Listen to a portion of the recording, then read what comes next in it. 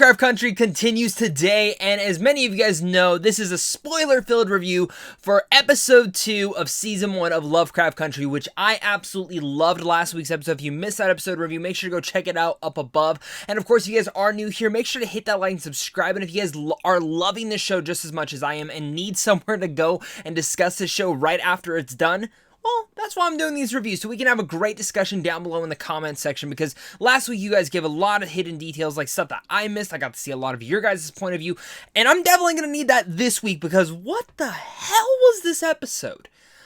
This is a very jumbled and messy type of episode, where many things happen in this episode, but things that I was very confused on. In fact, I'm going to need to see this episode again before I watch the third one, and I've never read the book. My girlfriend actually just got me the book, and I'm very excited to dive into it, but I hope the book dives into some of this stuff, because this second episode had magic, it had new characters, it had a whole house and mythology behind it, and again, magic, and the monsters come back, and then this weird cult thing towards the end, and I'm just, like, very confused, and I'm wondering if a lot of you guys are as well. So we're going to try and navigate this review as best as possible, because this week we did get the introduction to Christina White, who is played by Abby Lee, who, I want to say this real fast, I loved her performance in here. I thought she was really good as this additional character, which I'm assuming this is the girl that was the one that made the car flip with the red hat that we saw in the last episode.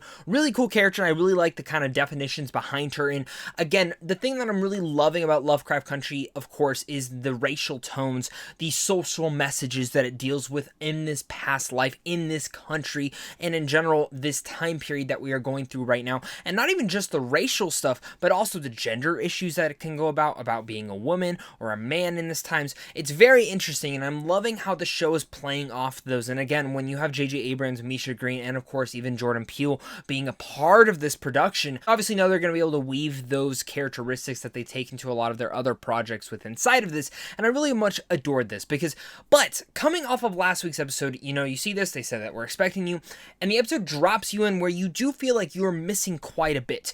And I think the scenario that I do want to give in that is that when this episode starts like that, Jonathan Major's character, Atticus, very much is like, what do you guys mean? You guys don't know what happened before? And it leads to this kind of mysterious vibe, because this house is very haunting. This show, again, carries this haunting, mysterious vibe, just like the first episode had, but continues it in such a thriving way that the whole episode, again, is just elevated in such an ambiance that it cannot be, like, trifled with. This has such a great atmosphere, and I'm loving what, again, episode 1 did, but episode 2, again, carries that tone into such a great light. And I loved how they did make you feel like you were actually there with the characters, because the characters were very much confused at first, and you are feeling like Jonathan Majors, like, what is going on? Same thing with the likes of Letty. You're trying to figure out what's going on with her character as well. Of course, also going to George, you're trying to figure out everything with him as well. And it's very interesting, again, how they put you into their shoes. And I like that, because again, they're confused for a majority of this. They don't remember the monsters that had happened, and you're just trying to figure out as well, why don't they remember this? And then you figure out about the magic and all that stuff. And again, there's a lot thrown at you at once. I'm definitely going to forget about something or miss something, or in general just be confused about it all, because like I said, this is a very jumbled and messy episode that I feel like threw so many different elements at you all at once, that in fact, if this was the pilot episode of the first of the season, I would have been very disappointed in this. And in fact, I don't know if I would have continued watching the show. But I can still also say that mixed in with all that jumbled elements is stuff that is still definitely my shit. Just like I said last week, a lot of that first episode was definitely my shit. That jam of the monsters, the sci-fi elements, the horror tones. I love all that. And, this episode continues that. And while I didn't like the structure of the whole entire episode, I think that's absolutely where the show completely gets the miss on that. In this episode in particular, is how jumbled and messy and destructive it is. It's still my shit, because I'm into these characters, I'm into this world, and want to invest myself and explore it even more. And that's what episode 2 again continues. I can't tell you everything that happened in here. Of course, we get to the end and George dies. Does he really die? I don't know. Again, I haven't read the books. I don't know what's going to happen next. I have the next episode to watch. Thank you to HBO again for the screeners, but I'm still very confused on does he die? Does he not? I'm curious and how that leads into our characters in the next avenue, because again, now magic's introduced into this world. We already know there's creatures into this world. Can he be brought back to life? When magic's introduced, you know that type of stuff can happen. But I don't know, and that's what's making me hinged and excited to see where this episode continues, because I do want to let everyone know that the people I've talked to about this season, if you were very iffy on this and you're like, that's not my thing, I've heard that the next 3 episodes are way better and that the rest of the season continuously pushes us through the momentum.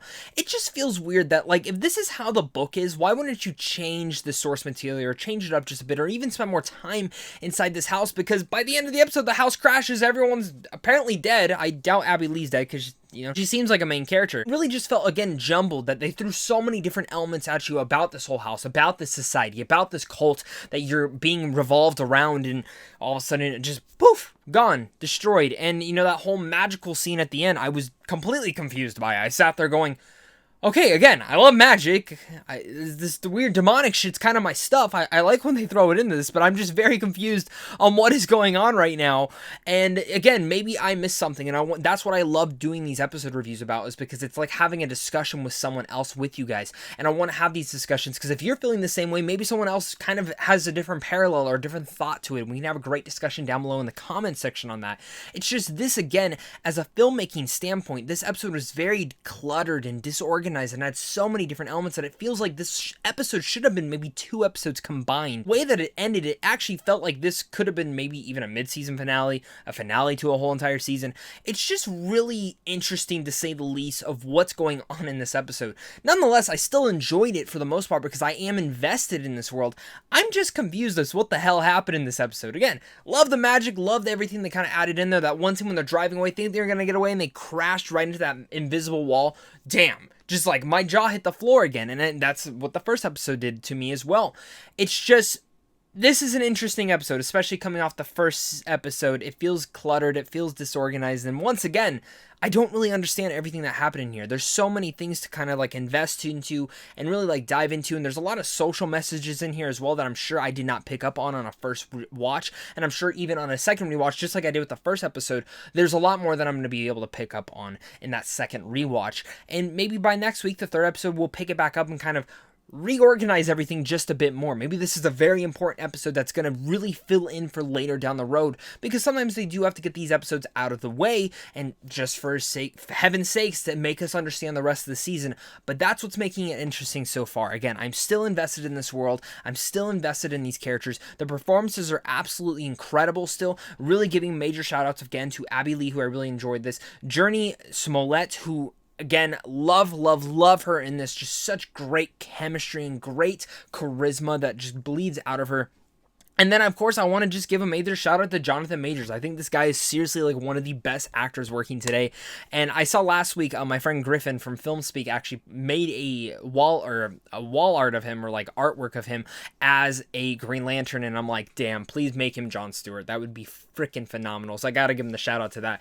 But in general, I enjoyed the second episode. It's not great. I think the first episode is like a 10 out of 10, one of the best pilots I've ever watched. The second episode's probably like a 7 out of 10, if anything of that sort. If this episode was more organized, I think I would have enjoyed it a little bit more. But I just as the episode went on, I'm sitting there trying to catch up with the episode, of trying to figure out everything going about and revolve it around my head. For every question it gave me an answer.